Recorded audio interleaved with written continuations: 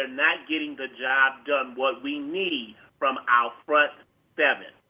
And get this. Coach, don't do it. Get this, Professor. Everybody wants to point the finger at the players. They ain't got enough talent. This will make too many mistakes. Maybe there's something wrong, Kyle, with the coaching. Exactly. Get this, Professor. Sean Fox said that same thing last night. He doesn't even follow us. That was the first time he was on. He said the same thing. He said, Bill Johnson, Joe Vitt must go. Okay? And we've been saying this for the past 3 years. Past 3 years. The problem is, can the ego of Sean Payton allow himself to say, I may have finally made a mistake?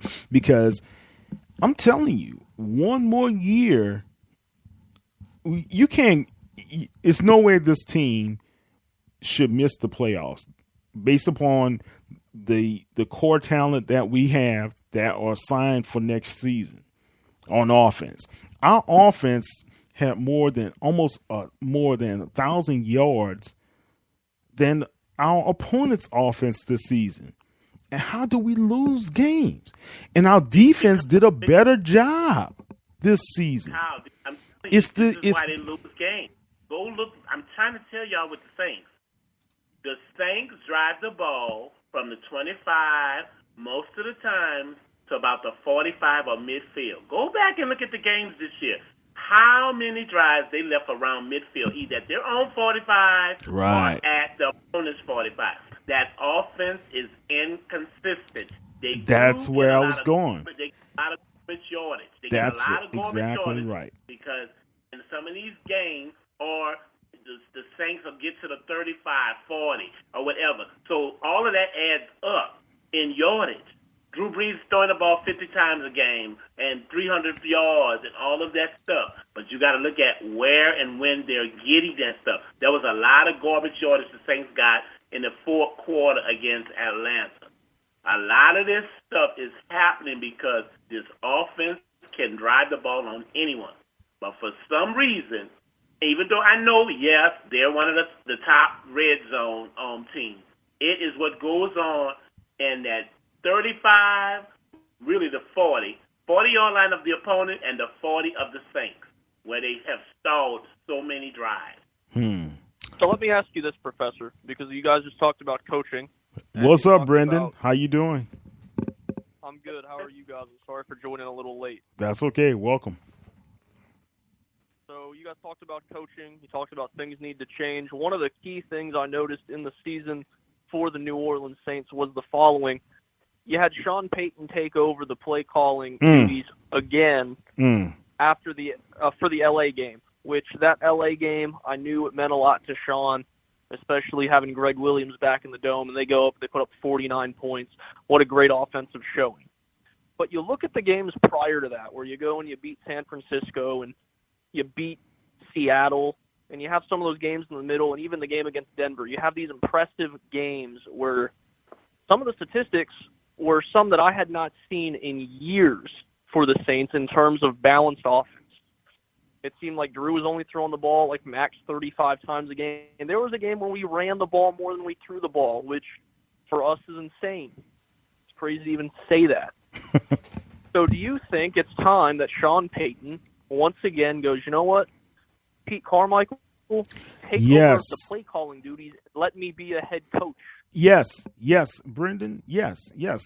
and I've been saying this for 3 years. 3 years that Sean Payton needs to stop trying to be the offensive coordinator and play caller and the head coach. Be the head coach. Right now, sometimes in your season of coaching, you got to take that step back and be able to evaluate what's going on with your whole team and see things from a different perspective. He took over that play calling responsibility for the LA Rams game, my opinion, to prove a point to Greg Robinson, right? All right, point proven. So why did you need to take over the play calling for the rest of the season? I didn't see a clear-cut reason that was a necessity. So the next game, what do, Professor? What happened? I don't know. They came out flat as a doorknob. Flat as a doorknob. Why? Because he was calling some busted plays. 2nd and 1. Throw the ball. 3rd and 1. He threw the ball again. I'm telling you, his play calling is the suspect reason, and his inconsistency as a play caller is the reason why the Saints are inconsistent at times on offense. Even though the offense produces the stats, it doesn't matter at critical times in the game. If you're inconsistent in your thinking and in the process and how you're processing the game, therefore your offense and your team is going to be inconsistent and you won't get the W's. That's what has been happening. People have been saying this for the past few years. He's heard it, but Sean Payton's ego always wants to prove a point, and he wants to prove a point at the detriment of the team. The stats are lovely to see on paper, but they mean nothing if you can't put the win in the book. Bottom line. And that's what's been happening, Brendan, with the New Orleans Saints for the past 3 years. I go back to the point Brendan stated about, and Brendan is. I know you got just on the sidebar. I know you're supposed to go back to school this weekend with this snowstorm, so you be careful if you're going back to school this weekend, and we'll talk offline and get a chance to talk to you before you leave. Going back to the point, as Brendan stated about how the people observe the Saints in the Carolinas, and it's the same thing here in Atlanta too. They like the Saints are exciting, but they're stats driven. That's all people can talk about the Saints is stats, but they, and it's to me now. I begin to now look at this now. Everybody wants to talk about stats, but they're trying to mask what the real problem is. Inconsistent. Now I'm beginning to wonder if the stats is a masking to keep the heat off of Coach Payton. Yeah, he took over that play calling because one or two things.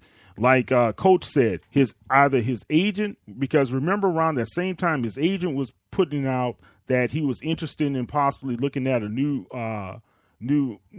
type of coaching gig somewhere, right? And we're like, everybody's scratching their heads and thinking, man, why would you need to be looking at a new gig when the fact that you just signed a new contract, right? So what do? They fire Jeff Fisher a few weeks later, so therefore that resurfaced a little bit more about this. Sean Payton was trying to make himself marketable toward the end of the season, guys. I believe he was trying to make himself marketable, showing people that I'm still a good play caller and head coach. That's what I believe what was going on. You can't tell me that this team was any better than the play calling under Pete Carmichael. I don't see it.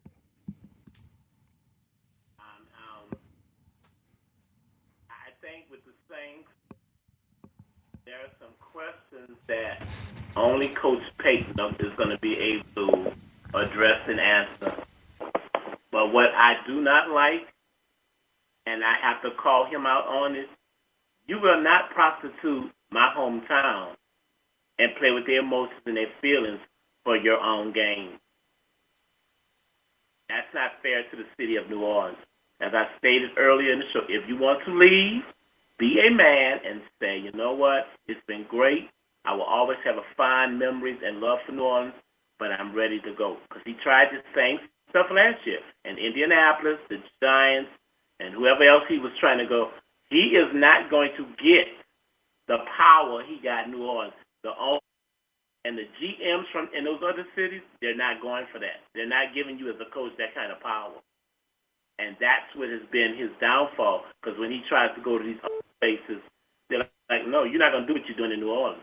Because he is basically running the New Orleans Saints. It is not Tom Benson. It is not Mickey Loomis. It is Coach Sean Payton. He's got a lot of autonomy in terms of control, and unfortunately, that same control problem is what is happening to him on the field with his team and his. He does not allow, and that's what Rob Bryant stated when he got fired to ESPN and came out all in the paper. Everybody was all upset. You know, he did not want to trade Malcolm Jenkins, and he talked about a lot of that stuff because you have to allow your team, and I say team, I don't like to say subordinates, but your team / the people that are part of the team that report to you in span of control, you've got to give them span of control to be able to delegate and make decisions. If you got to micromanage Joe Vid, Bill Johnson, and Mr. Allen and all of these people, then why did you hire them?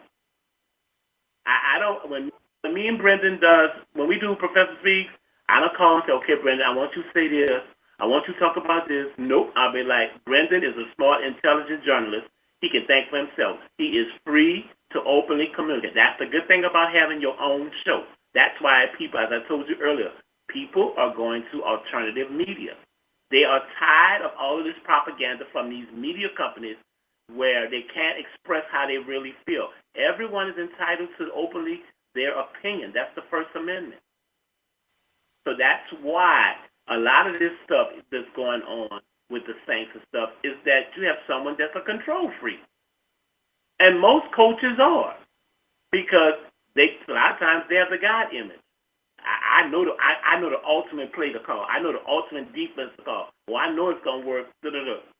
And I understand that. I've been in leadership roles all my life. I understand that. Being in business, I understand that. But one thing I did learn through getting my MBA, that one of the things they taught me in grad school, you've got to, people and tools that they need are your greatest resource. When you start to devalue the people and the tools that you as the leader have to give to them to perform their task to make the organization successful, and you begin to devaluate them and think that every question, every answer has to come from you, everything has to go through you, everything has to be about you, the person can't breathe without asking you, the person can't do this without you, then what you're going to have is a person that has become a control freak. And unfortunately, his mentor, Bill Parcells, was like that. Well, I'm sorry. Once again, as I stated, this is a new time, age, a new era, different generation of players. You can't run the New Orleans Saints like Bill Parcells. All those coaches and that style, that's out of. You got to be able to relate. You got to be able to understand these young men, the millenniums that are playing now. It's a different style of people that's in the NFL from the heydays of the 70s and the 80s and even early 90s, even early 2000s. It's different now. Yeah, well, and Professor, I think that's one of the reasons why Jeff Fisher lost his job as well, because he wasn't able to adapt his coaching style to these young guys. You know, look how long he decided to keep that young man on the bench when Casey Keenum was not really producing and making a lot of mistakes. You know, they don't know. They don't it's count. just. I talk to Brendan. We do the show, but Brendan will tell you.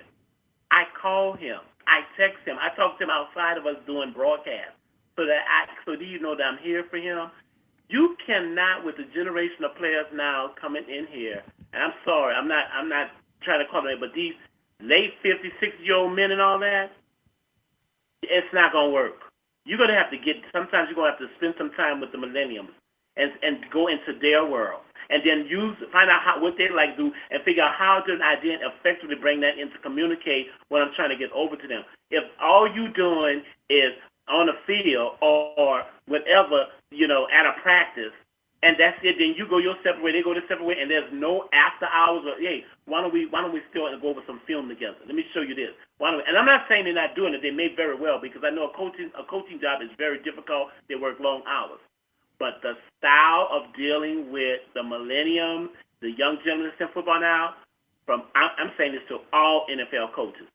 The only one who seems to have the only three that seem to have it down pat is Bill Belichick in New England, Mike McCarthy in Green Bay, and Pete Carroll in Seattle. Right. And those are the books you need to be reading as coaches to figure out. At one time, Coach Payton had that. Unfortunately, after that Bounty Gate scandal, things seem to be totally different now, and the Saints have never recovered. Honestly, you talking about recovery, Kyle?